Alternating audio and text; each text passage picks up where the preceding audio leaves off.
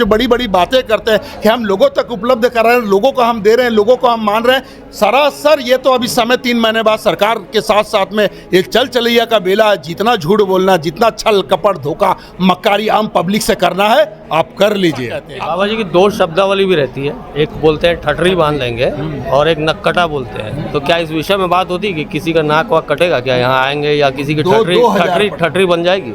राजनीति धर्म से अलग है और धर्म पे राजनीति आदमी को नहीं करनी चाहिए, क्योंकि धर्म साथ जाए। दया सिंह जब प्रेस कॉन्फ्रेंस ले रहे थे तो ये बता रहे थे कि 100 रुपए का जो जोन कमिश्नर है वो आजकल बजट बना रहा है। अरबों रुपए का बजट महापौर जी रखते हैं, और उसमें भी मैंने कहा कि ये सिर्फ मुंगेरी लाल के सपने दिखा रहे हैं और मुंगेरी लाल के सपने देख रहे हैं। 2000% लोगों की ठठरी भी बंधेगी और नाक भी कटेगा। बुलवाने का जरिया तो आप बन गए, अब ऐसा है कि बुलवा के निपटा मत देना उनको भीड़ में। नहीं।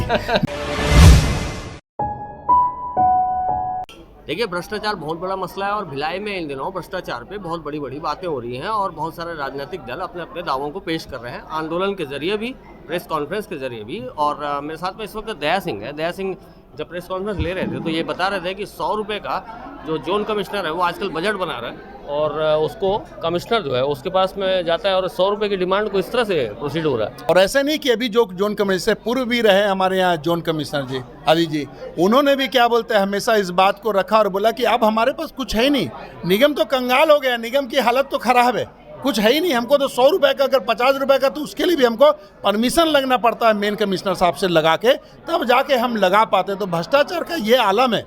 भ्रष्टाचार इस हद तक हो गया कि निगम खोखला हो गया। जो निगम छत्तीसगढ़ के अंदर में नंबर 1 होता था, जो राजस्व देता था, कार्य भी करता था, राजस्व तो ये ले रहे हैं, लेकिन गरीब की तकलीफ और परेशानियों से इनका कोई दूर दूर तक साहूकार नहीं है। दूसरा पहलू जो कांग्रेस की ओर से रखा जाता है कि जैसे जो विकास कार्यों के लिए खाका और कई 100 करोड़ रुपए और वार्डों में विकास और ये वो बहुत सारी चीज़ें उनकी तरफ से भी पॉम्पलेट वगैरह और दुनिया जान की चीज़ें बताती हैं। आप जो बता रहे हैं वो शॉकिंग है।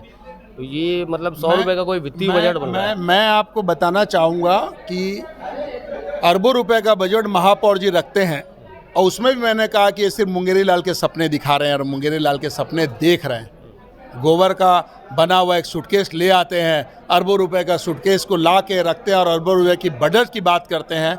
बताइए कहाँ विकास है? कहीं कोई विकास नहीं है, सिर्फ भ्रष्टाचार है। और 18% अब तो 20% हो गया है। पर बहुत सारी चीज़ें जैसा मतलब पानी की बोतल वगैरह उतना नहीं देखने को मिला था, लेकिन वो प्रोसीड कर रहे हैं कह रहे थे। तो पानी की जो वाटर बॉटल है वो भी सप्लाई कर रहे हैं कह रहे थे, जो वैकल्पिक व्यवस्था के तौर पर बोर उत्खनन और ये सब से पानी देंगे वो कह रहे हैं, और हम प्रोसीड कर रहे हैं। लेकिन जो केंद्र सरकार है या बीएसपी है वो मैनेजमेंट करने में नाकाम है, और सांसद जी को कह रहे थे कि मतलब वो काम नहीं कर रहे हैं। देखिए, प्रथम नागरिक होता है महापौर नगर निगम के अंतर्गत में, और जिले में भी महापौर का अपना कद होता है, और फिर विधायक हैं यहाँ के।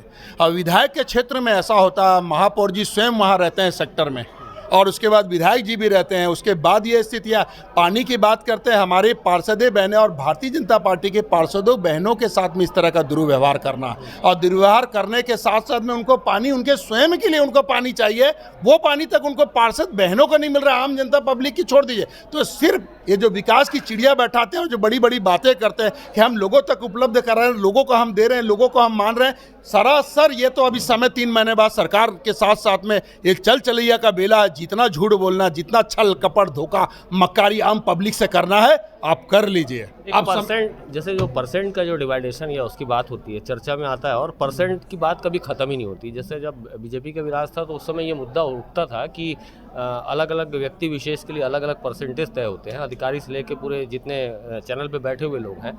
तो जब आप लोग सत्ता में रहते थे तब विपक्ष इन बातों को उठाता था, अभी कांग्रेस सत्ता में है तो आप लोग 18% की आप जैसे जो कह रहे हैं बात, उसके लिए तर्क आपने दिया निगम को।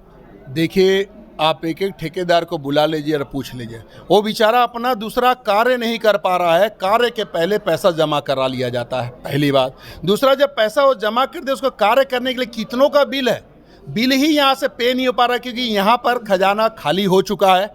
वो ठेकेदार को भरपाई कर नहीं पा रहे हैं। ठेकेदार कितना प्रताड़ित है, कितना तकलीफ है, क्योंकि आमतौर पर ठेकेदार, चूंकि उपनेता प्रतिपक्ष में हूँ, तो सभी ठेकेदार कहीं ना कहीं मुझे टकराते मिलते हैं, और उनकी इतनी व्यथा है, इतनी तकलीफें, इतनी परेशानियाँ हैं कि वो सिर्फ इस बात को मन में ठान लिया है कि आप जितनी भी मुझसे ज्यादती कर लो, लेकिन अब इस सरकार को हम उखाड़ के फेंकेंगे। तकलीफों का इतना समय हमने 5 साल में, इतना 4.5 साल गुजार दिए, 2 महीने 4 महीने का और हम गुजार लेंगे, लेकिन सरकार को उखाड़ फेंकेंगे, क्योंकि इतनी भ्रष्टाचार तो कभी थी नहीं।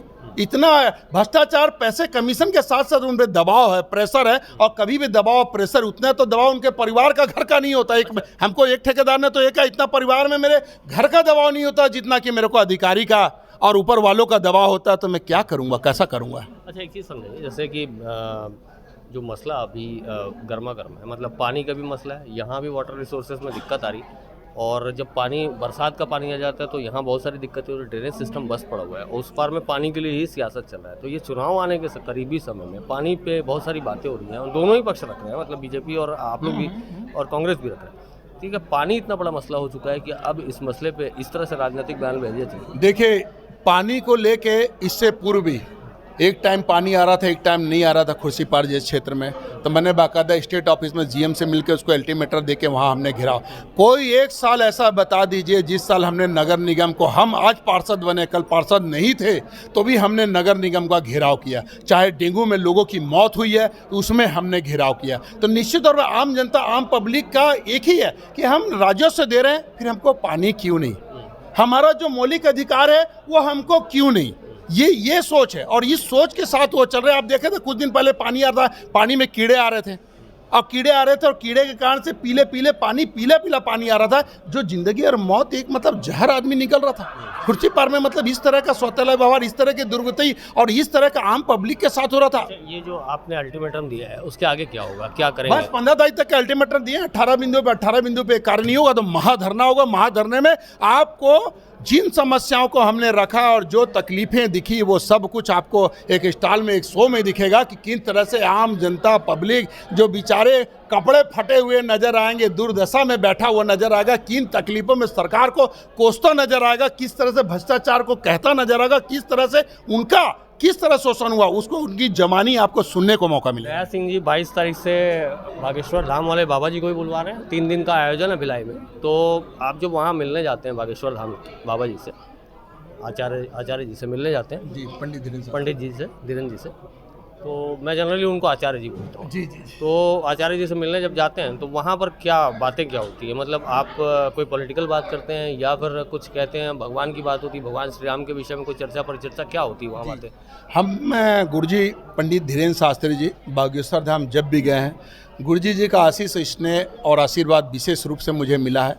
और जब भी हुई तो उन्होंने ये बोला कि कैसा चल रहा है छत्तीसगढ़, कैसे है भक्तगण, कैसे भोले बाबा की बारात में जो तुमने गोल्डन बुक वर्ल्ड रिकॉर्ड बनाया है, किस तरह से अध्यात्म को तुमने आगे किया। तो मैं बताता हूँ गुरुजी, आम पब्लिक, आम जनता, बल्कि समाज के चौथे स्तंभ प्रेस मीडिया भी इसमें बढ़ चढ़ के हिस्सा लेता है, और सबके सामूहिक प्रयास से बाबा की बारात निकलती है, और कहीं न कहीं एक अध्यात्म का माहौल होता है, और भिलाई दुर्ग पूरी तरह शिवमय हो जाता है, और एक बड़ा आनंद का क्षण होता है। और चूंकि अन्य अन्य प्रदेश की झांकियां आती है तो एक बड़ा स्वरूप होता है। तो ये सब सुनने के बाद वो बड़े प्रसन्न होते हैं, और प्रसन्न हो के बोलते, मुझे तो बोलते हैं, और कैसे हैं धर्म प्रेमी जी?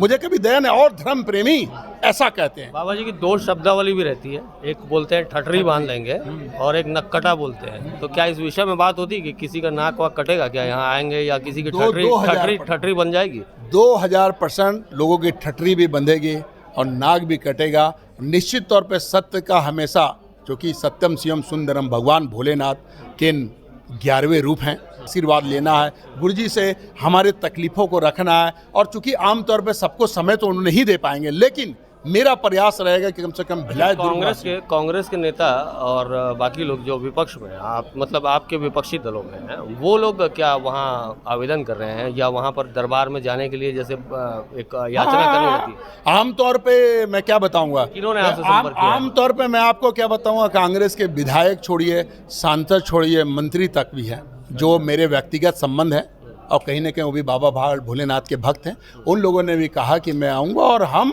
न्योता भी उनको दे रहे हैं। और न्योता हम ऐसा नहीं कि भारतीय जनता पार्टी के लोगों को, हम बाकायदा न्योता के तौर में, चाहे अभी के मुख्यमंत्री चाहे भूपेश बघेल जी हो माननीय, उनको भी न्योता देंगे। निश्चित तौर पे सब आएंगे, क्योंकि देखिए धर्म का और भगवान आ रहे हैं तो हम सब उनके उपासक हैं, शिष्य हैं, भक्त हैं, और सामूहिक रूप से हम सब एक हैं। तो वो चूँकि भिलाई आ रहे हैं और चूंकि दुर्ग जिले आ रहे हैं तो सबको उनका इसमें मिलवाने का जरिया तो आप बन गए। अब ऐसा है कि बुलवा के निपटा मत देना उनको भीड़ में। नहीं। देखिए क्या है, ठीक, भावनाओं के साथ धर्म का कार्य करें, बस इसी के लिए लोगों से अनुरोध करते हैं। पूर्व अनुभव के अनुसार क्या बागेश्वर धाम वाले बाबा जी आपके अंदर देख पाए हैं क्या कि आपकी टिकट फाइनल हो रही है? देखिए, बाबा ने समय दिया है और आशीर्वाद देने आ रहे हैं। वो राजनीति से एकदम परे हैं, राजनीति से एकदम दूर हैं और टिकट के विषय में कोई भी उनसे कोई चर्चा नहीं करता। धर्म की बात को करते हैं, भगवान राम की बात करते हैं। इनडायरेक्ट ये कहते हैं कि आप अगवानी करने के लायक हैं, ऐसा कुछ बोल हाँ, जाते हैं। 15 साल से बाबा की बारात निकाल रहा है, तो ये धर्म प्रेमी है, तो इसके साथ इनके राजनीति की कहने जैसे उनके दरबार में तो ये बातें नहीं होती होंगी, लेकिन राजनीति एक धर्म है, जो निभा पाए उसके लिए धर्म है। तो क्या इस पहलू पे कभी चर्चा परिचर्चा या आपकी हर व्यक्ति की एक व्यक्तिगत लालसा होती है, तो क्या इस लालसा पे कभी बात होती है कि बाबा जी कुछ तो दया कर दीजिए, आप कुछ देख लीजिए, कुछ बता दीजिए, पूर्व का कुछ बता दीजिए, हमें तो जानकारी मिल जाए, दिल्ली की दौड़ थोड़ी कम हो जाए? क्या है भाई साहब, राजनीति धर्म से अलग है और धर्म पे राजनीति आदमी को नहीं करनी चाहिए, क्योंकि धर्म साथ जाएगा। तो धर्म के कार्य में आगे बढ़ना है और धर्म की जोत जुगानी है और धर्म का झंडा उठाना, और चूंकि धर्म बना रहे बस उस भाव से वो चल रहे हैं। और चूंकि वो पूरे राष्ट्र को, पूरे भारत को आप देख रहे हैं कि जो उनकी मांग है, जो उनका भाव है, तो निश्चित तौर पे भारत जो है अब आने वाले समय में कहीं ना कहीं एक राष्ट्र के साथ में, कहीं ना कहीं आने वाले कल में बहुत अच्छा एक समय होगा। बस धर्म का झंडा उठे रहे। आपकी व्यक्तिगत मंशा है कि कभी मतलब आपका तो पर्चा बन ही जाएगा, आप आयोजक हैं, बुलवा रहे हैं, आपका पर्चा बन ही जाएगा, हो सकता है याचना आप कर चुके होंगे, लेकिन आप ऐसा चाहते हैं कि किसी जो विपक्षी दल का कोई नेता है वो जरूर उसका पर्चा बनना चाहिए और सामूहिक रूप से बाबा जी चिल्ला कर ये कह दें? मैं आपको गारंटी देता हूँ, वो चाहे भाजपा को है चाहे कांग्रेस के, पर्चा तो सबका बनेगा।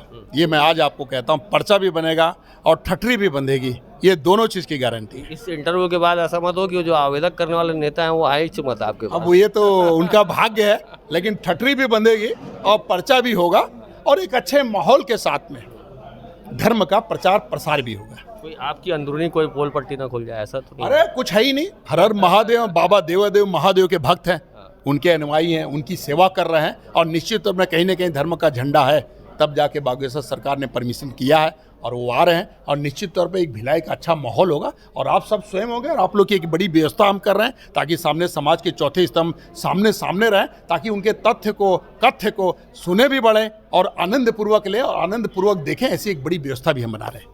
ये दया सिंह साहब हैं, बीजेपी के नेता हैं और सक्रिय नेता हैं, और दूसरा इनका एक ये पहलू है कि महादेव के नाम से और भगवान जो धार्मिक आस्था है, हिंदू धार्मिक आस्था के नाम से इनकी काफ़ी कुछ आयोजन प्रयोजन आप देखते रहते होंगे और जानकारी भी होगी आपको।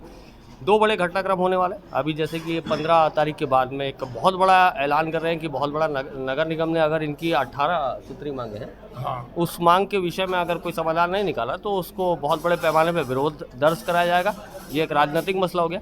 आने वाला समय जो है 22, 23, 24 ये 3 दिन में बागेश्वर धाम वाले सरकार बाबा जी आ रहे हैं, आचार्य जी धीरेन्द्र कृष्ण शास्त्री साहब वो आ रहे हैं, तो वो आ रहे हैं तो उसका आप लाभ भी ले सकते हैं। और अपनी अगर याचिका आपको लगानी हो तो जरिया दया सिंह बन सकते हैं। तो दया सिंह का मोबाइल नंबर आपके पास नहीं है तो हम अपने कमेंट बॉक्स में इनका मोबाइल नंबर दे देंगे, तो आप आ सकते हैं। और इंटरनली कई नेता तो इनके संपर्क में हैं, जैसे इन्होंने बताया कि आपके संपर्क में हैं, तो अब देखना होगा कि वहाँ किसकी ठटरी खुलेगी, ठटरी बंधेगी या ना कटा उन किसको कहेंगे, ये देखने वाली बात होगी। और समाज को क्या दिशा देते हैं और कैसी कैसी बातें यहाँ पर होती है, आप लोग भी कौतूहल के विषय में जी रहे हैं, हम भी जी रहे हैं, हम भी उनका इंतजार कर रहे हैं। तो इन दोनों विषयों पे आपकी कोई राय हो, आपकी कोई बातें हो, चर्चा परिचर्चा हो, ये बातचीत कैसी लगी ज़रूर बताइएगा। वीडियो को आगे बढ़ा दीजिएगा, चैनल को सब्सक्राइब कर लीजिएगा और ये आपका चैनल है, इसे प्यार देते रहिए। न्यू वीडियोस के अपडेट पाने के लिए सब्सक्राइब करें केपी न्यूज़ को और बेल आइकन को दबाएं।